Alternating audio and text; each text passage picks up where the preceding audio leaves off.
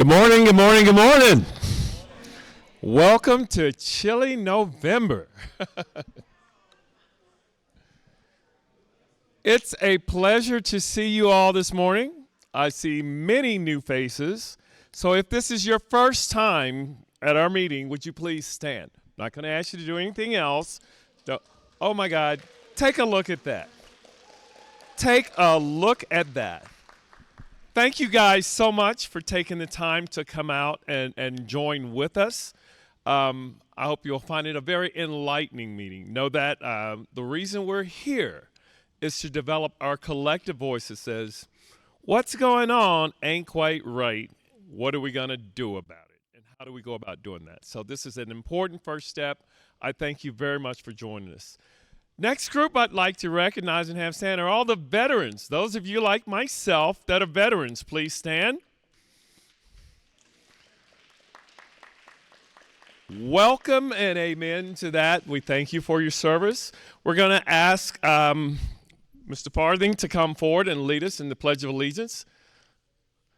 Here in Greenwood, as we all stand, here in Greenwood, as we say the Pledge of Allegiance, we get to the very last two words of the pledge, and we emphasize that, the justice for all part of it. So when we get to that, remember to add that to it. And without further ado, Bill.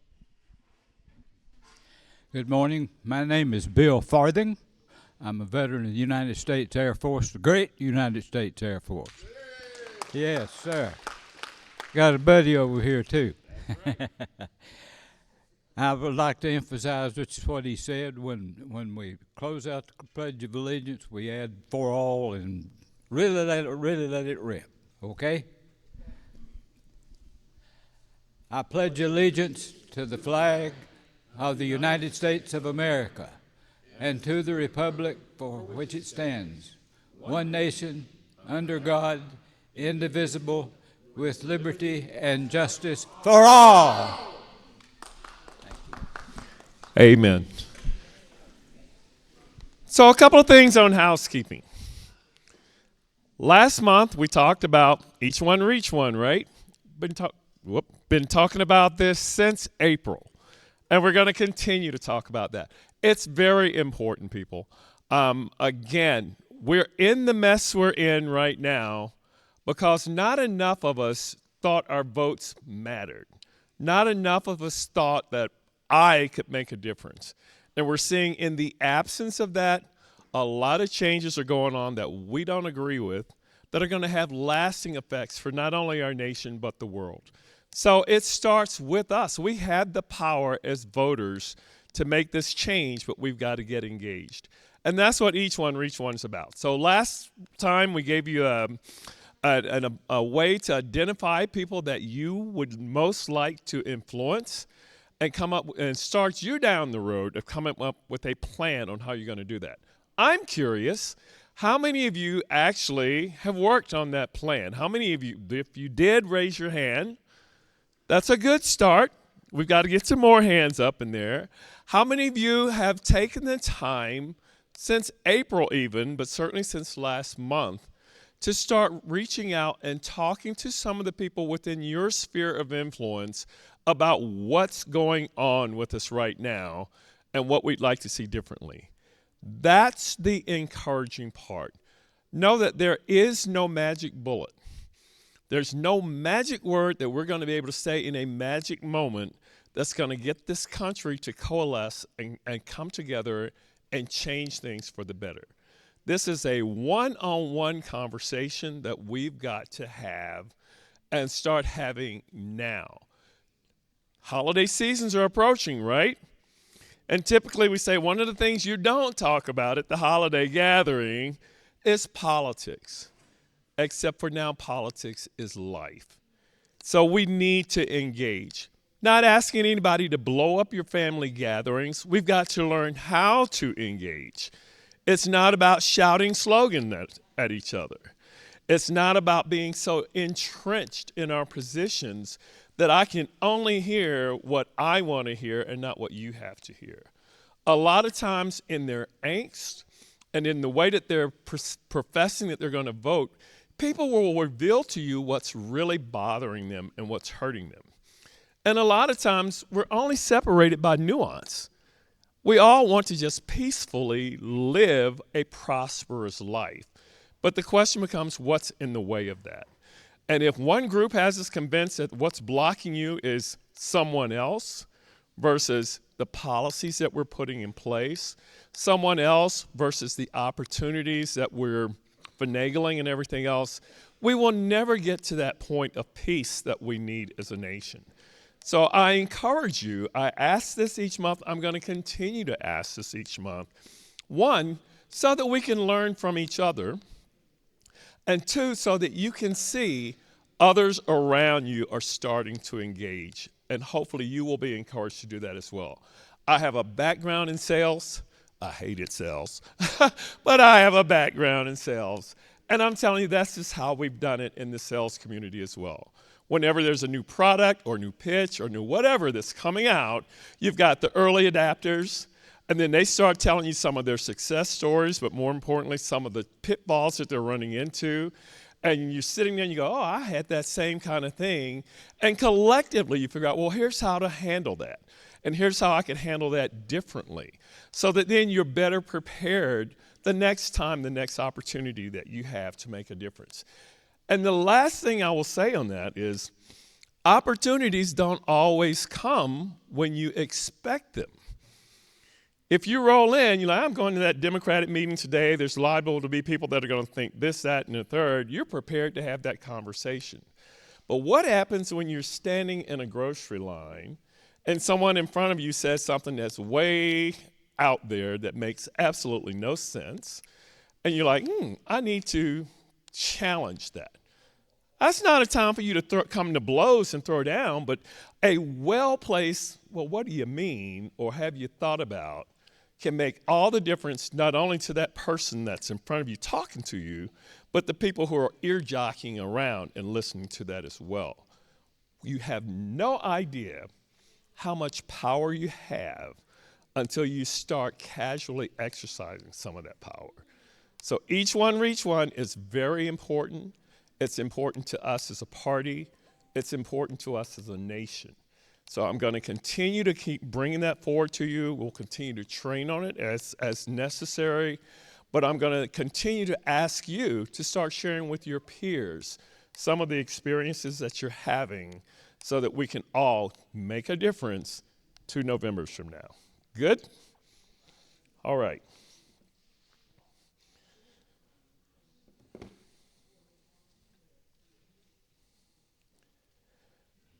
Next thing on the agenda is an update on our Carnell Mays Drummond Banquet. Folks, I am ecstatic to tell you we are 22 tickets away from being sold out. Give yourselves a hand. To those of you that don't know, last year there were about 150 folks in attendance at our banquet. This year we set a goal of 250. We are 22 tickets away. Imagine that. That is a huge kudo to our planning committee, and it's a huge kudo to you guys for stepping up and being a part. And I'll just tell you right now, the goal for next year is 400, so don't get comfortable. It's a moving on and moving up kind of thing, but that is really, really huge. We need some volunteers. We've asked for volunteers throughout the year, and we got a first round of volunteers, which were instrumental in the planning. And I'm telling you, they have done an outstanding job. I've had the occasion to pop in on their meetings. It ain't my meeting, it ain't my group. Okay, the committee has been doing that. And each instance that I've managed to sit in on their meeting, I found people that were all engaged, versus just 1 or 2 voices. I found people with differences of opinions that were coming together to collaborate and figure out how to come forward with the best solutions. I found big problems that were solved and little opportunities that were added that will make this a much better experience for all of us, and I applaud them for that. Now we need our second round of volunteers. The planning is done. It's time for the execution. We need folks that are willing to meet us there to do the setup, Obviously, the more people we have, the quicker that's going to go. And then the more important part is at the end of the event, we need people to help break that down. So for those of you that are interested, how do we want to do this? Cassandra, for the volunteers, do we want to do a list? Is there a list that we'll pass around? How do we want to handle the volunteers for the Mays dinner?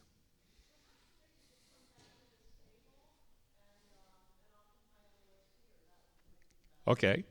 So rather than passing a list, we're going to discreetly just ask you to go over to the table where Cassandra is and sign up for one of the other. It's important. We need about 10 or 12 people to do the setup, and we need about 10 folks to do the breakdown. And the breakdown is no different than what we do here every week, where we're gathering up the tablecloths or gathering up the table decorations and everything else, putting it away in an orderly fashion so that we've got things set for next year. All right? One other thing I will say. Our keynote speaker is Dr. Jermaine Johnson. I had the privilege of going to his kickoff launch this past Tuesday. My first time ever having gone to one of those. It was phenomenal. Kickoff for what? Kickoff to run for governor. That's the more important thing. You know, we live in a time of tribes, whether you're in the Democratic tribe or the Republican tribe, but we need good governance. I don't really care what tribe you're coming from. We need people who are, go ahead. We need people who are more focused on what is best for the state of South Carolina and all of its citizens than what's going to get clicks and likes and the accolades of one tribe versus the other. Here is a man who grew up from the dirt, and I don't say that in a negative way. I'm saying this is not a silver-spooned baby that's in front of us. This is a person who has faced adversity and managed to rise above it, not just to survive, but to thrive. This is a person who's been in government and had to work with people from both sides of the aisle. And he's managed not to survive, but to thrive. And for a South Carolina that's facing all of the problems that the rest of the nation is facing, we need that kind of good governance. And I think that's what he represents. We have a huge opportunity with him coming to speak to us. I encourage you to let your friends and everybody else know this isn't just coming to see a show. This is a first opportunity that we all have to hear firsthand who this man is and how he is and why this is the time for South Carolina for him now. Because when it's all said and done, we're going to need to come out of that meeting and into this campaign season helping to push that message. Remember the excitement of Obama? And I'm not just saying this because this is another black man, but I'm saying remember the last time as a nation we were politically excited about the expectancy of a candidate and his administration and how invigorating that was for all of us. That's what we need now, and that's what we have as an opportunity with Dr. Jermaine Johnson. So I look forward to hearing him again when he comes to speak. I encourage you to do the same thing. Questions or comments? Anything else we want to add on the Mays banquet? All right. Moving forward.